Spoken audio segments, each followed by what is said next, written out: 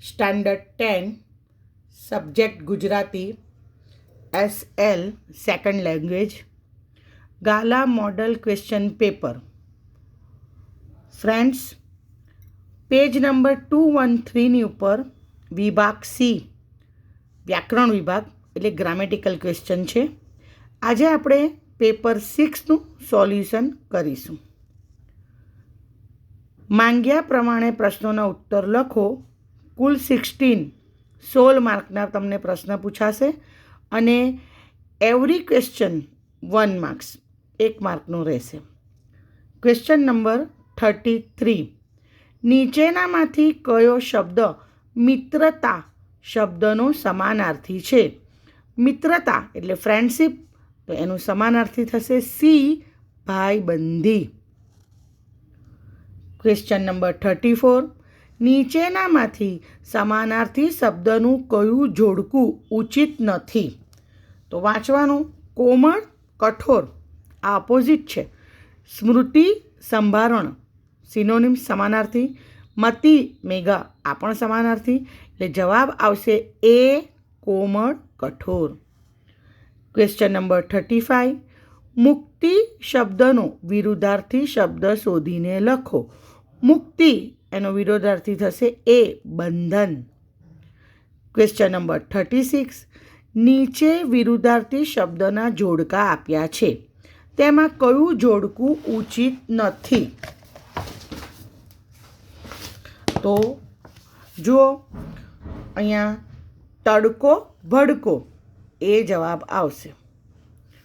Question number 37, નીચેનામાંથી કઈ જોડણી સાચી છે? તો સાચી જોડણી છે ગીર્દી spelling, correct spelling. Question number 38, વગડા વચ્ચે આસુદેવ મહાદેવનું ડેશ મંદિર છે. યોગ્ય જોડણી વડે ખાલી જગ્યા પૂરો. એકાંકી આ જોડણી એટલે સ્પેલિંગ રોંગ છે.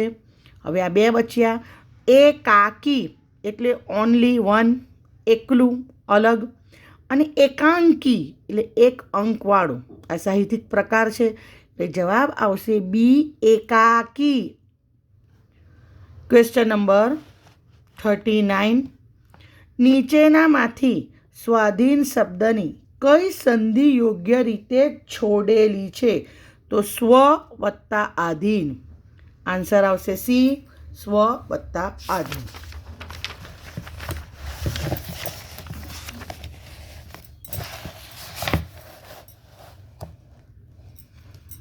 ક્વેશ્ચન નંબર 40, નીચેનામાંથી કયો સમાસ મધ્યમ પદ લોપી સમાસ છે? તો સંગ્રામ સમિતિ. ક્વેશ્ચન નંબર 41, બાજી બગડી જવી રૂઢિપ્રયોગનો અર્થ આપો. તો જવાબ આવશે યોજના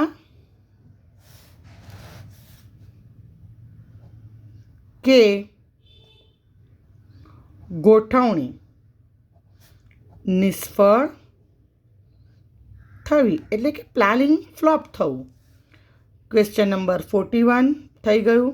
હવે ક્વેશ્ચન નંબર 42, મીઠા ઝાડના મૂળ ખાવા કહેવત સમજાવો. તો કે ભલા માણસનો ગેરલાભ ઉઠાવવો. ભલા માણસનો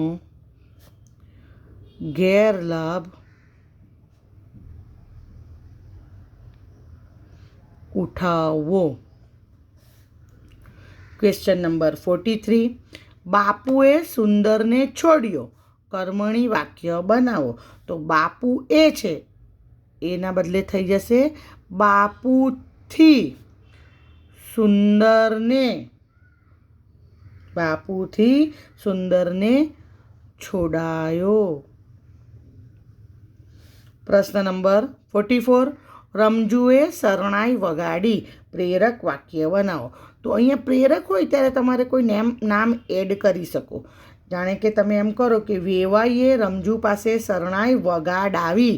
તમે મને પણ યાદ રાખી શકો છો. પ્રેરકના અંદર કોઈ પણ સેન્ટેન્સ હોય, નામ એડ કરવાનું હોય તો હાજરા ટીચરે રમજુ પાસે શરણાઈ વગાડાવી. બરાબર છે. એટલે વેવાઈએ રમજુ પાસે શરણાઈ વગાડાવી. Question number 45. આકાશ ચોખ્ખું દેખાય છે. રેખાંકિત વિશેષણનો પ્રકાર જણાવો. ચોખ્ખું ગુણવાચક વિશેષણ. ગુણવાચક વિશેષણ. આગળ વધીએ.